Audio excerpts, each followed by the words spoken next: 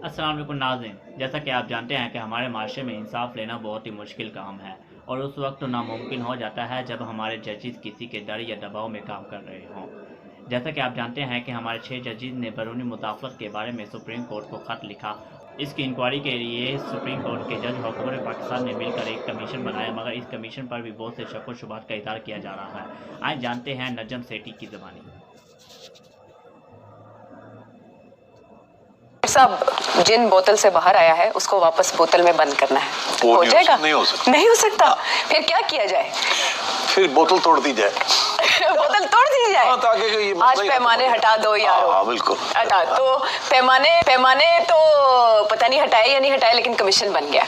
Commission बन गया और जो लोग ये कमीशन डिमांड कर रहे थे, मुझे ऐसे लगता है कि बाद में वो रिग्रेट करेंगे। मगर चलिए अब इसको डिस्कस करते हैं।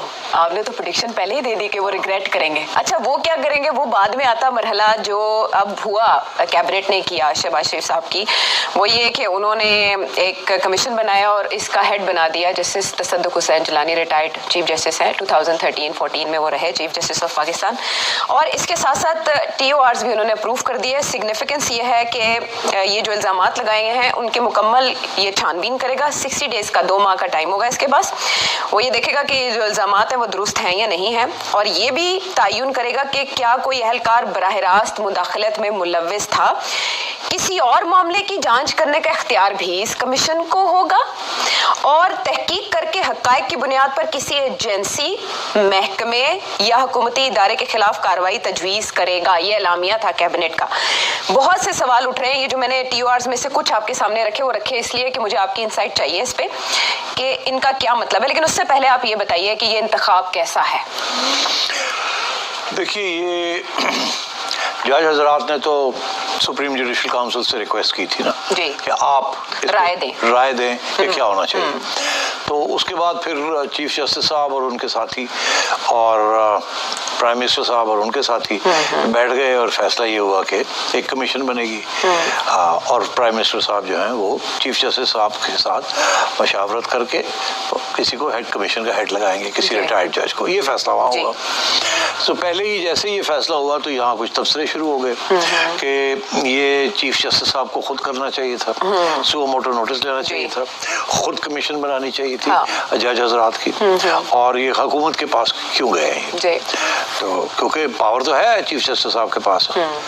तो उसमें भी फिर आगे बात ये हुई कि पता ये चला कि चीफ जस्टिस साहब ने फुल कोर्ट जो बुलाया था डिस्कस करने के लिए, उसमें भी कुछ ऐसी आवाज़ें आई जिसमें इत्तेफाक नहीं हो सका। और लगता ऐसे था कि सुप्रीम कोर्ट के जो सीनियर जजेस हैं वो नहीं चाहते थे कि वो ये इस किस्म के मामले में खुद बैठे। और जिसे कहते हैं ना, they wanted to pass the buck, कोई और करे। अब ये क्यों था ऐसे? देखिए, आपको याद होगा कि जब जस्टिस सिद्दीकी की के ऊपर सुप्रीम जुडिशल काउंसिल ने नोटिस लिया तो वो किया उन्होंने ये किया कि नोटिस लेके इनको बुलाया तक नहीं कि आप आके कोई गवाही दें, और इनके खिलाफ ऑर्डर कर दिया कि ये आउट ऑफ स्टेप थे, मिसकॉन्डक्ट था, छुट्टी करा दी। चले, वो तो उस वक्त के जजेस जो थे वो बड़े प्रो एस्टैब्लिशमेंट जजेस थे, तो तवक्को यही की जाती थी कि वो इसको सुनेंगे भी नहीं। कोई सुनते तो फिर अखबारों में आता कि ये हुआ। तो इस दफा क्या हुआ, जब उनकी अपील में वो सुना गया तो फिर भी इन्होंने ये कहा कि उस वक्त इनको सुना नहीं गया था, इसलिए वो जो सारी कार्रवाई थी वो गलत थी। इनको फिर नहीं सुना, इनको फिर नहीं बुला के पूछा कि क्या हुआ और क्या नहीं हुआ और क्या सबूत है। जजेस जा ही नहीं रहे हैं उस तरफ जहाँ के कोई आके इनके आगे कोई गवाही रखे कि एस्टैब्लिशमेंट की तरफ से या किसी एजेंसी की तरफ से फलाना बंदा आया फलाना नहीं आया, क्योंकि वो खबरें बनेंगी। तो जज तो कह जाएंगे जो कुछ, बाद में अगर कोई एविडेंस मिलती है या नहीं मिलती वो बात की बात है, मगर नाम तो आ जाएंगे ना। स्टेशन कमांडर का नाम आ जाएगा, फलाने का नाम आ जाएगा, फलाने का नाम, तो वो बदनामी तो एजेंसियों की हो जाए। और खुद लोग सोचना जो चाहेंगे वो सोच लेंगे, नाम आ जाएंगे बाहर और एविडेंस कोई नहीं होगी। तो मतलब जजेस के हक में कुछ फैसला नहीं हो सकता, मगर एस्टैब्लिशमेंट के खिलाफ एक तासुर क्रिएट हो जाएगा। तो मेरा ख्याल है कि अभी भी यही मेरा ख्याल है जजेस ने यही सोचा होगा कि अगर हम ये सारी कार्रवाई करेंगे तो फिर एविडेंस तो होगी नहीं, और अगर एविडेंस नहीं होगी तो फिर हम फंस जाएंगे। अगर हमने जजेस अपने साथियों के खिलाफ कोई फैसला किया तो लोग कहेंगे लो जी एस्टैब्लिशमेंट ने तो गिठे बह गई, जुडिशरी, ठीक है जी। और अगर उनके खिलाफ करते हैं तो अदालत अपने अंदर जो बगावत ना हो जाए, क्योंकि सबको पता है ऐसी चीजें होती हैं। तो मेरा ख्याल है इसलिए दे पास द बक ऑन, और गवर्नमेंट ने भी ये सोचा कि बेस्ट यही है कि अपने कंट्रोल में रखा जाए, ये ना हो कोई ऐसे जजेस ऐसी बातें शुरू हो जाए और ये मामला कहीं और चला जाए।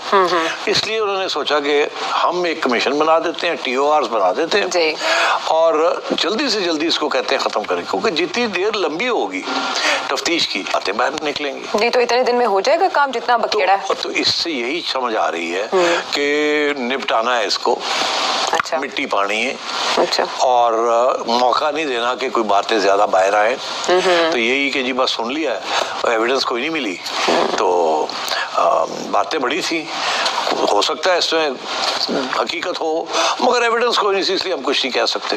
और शायद इन जजेस को भी इस तरीके से इस मामले को अप्रोच नहीं करना चाहिए था। अगर ये खत लिखे ही थे तो सुप्रीम जुडिशल काउंसिल को नहीं, चीफ जस्टिस साहब के साथ बात कर लेते, या खत चीफ जस्टिस साहब को लिख देते, और ये हमारे अंदर ही रहती ये बात कि उसके साथ जुडिशरी का भी बदनामियां है और उधर एस्टैब्लिशमेंट का भी। और जुडिशरी का बदनामियां कैसे, आयशा ये बताओ तुम? कैसे? वो ऐसे है कि वही बातें निकलेंगी ना कि आप 6 महीने साल चुप रहे, आप इधर गए उधर गए, आज क्यों किया, कल क्यों नहीं किया था। और फिर आपका ख्याल है कि एस्टैब्लिशमेंट के साथ जब आप टक्कर लेते हैं तो वो चुप करके बैठी रहती है। नहीं मन दसो हम नहीं कहते ताकतवर, क्या कहते हैं, ताकतवर हल्के। जी क्या जी, ताकतवर हल्के, जी यही कहते हैं ना। हम तो नाम लेने से कतराते हैं, मतलब कांपे टांगती हैं। अच्छा। तो यहाँ तो फिर नाम भी लेने पड़ते हैं। तो अब हुआ ये, मैं ये समझता हूँ कि ये होगा क्या होगा ये कि जैसे ये बातें थोड़ी बहुत बाहर निकलेंगी ना, तो जज के खिलाफ बहुत सी बातें निकलनी शुरू हो जाएंगी। जिन्होंने लेटर लिखा उनके कुछ ना कुछ इल्जामबाजी। अच्छा। कि इसने फलानी स्टेज पे ये किया था, फलाने वक्त ये किया था, फलाने को इसने सिफारिश की थी, इनकी ये वेल्थ स्टेटमेंट है। आपने देखा काजी फायज ईसा के खिलाफ कितना गंद उछाला गया था, उनकी अहलिया के खिलाफ, उनके खिलाफ, उनके बच्चों के खिलाफ, दुनिया जहां से चीजें काट लिया है, बिल्कुल मलबा बना दिया था और डाल दिया था। काजी फायज ईसा बड़ी मुश्किल से निकले, फिर रेफरेंस बड़ी पावरफुल है। अभी तो वो उन्होंने सब इकट्ठा किया हुआ है।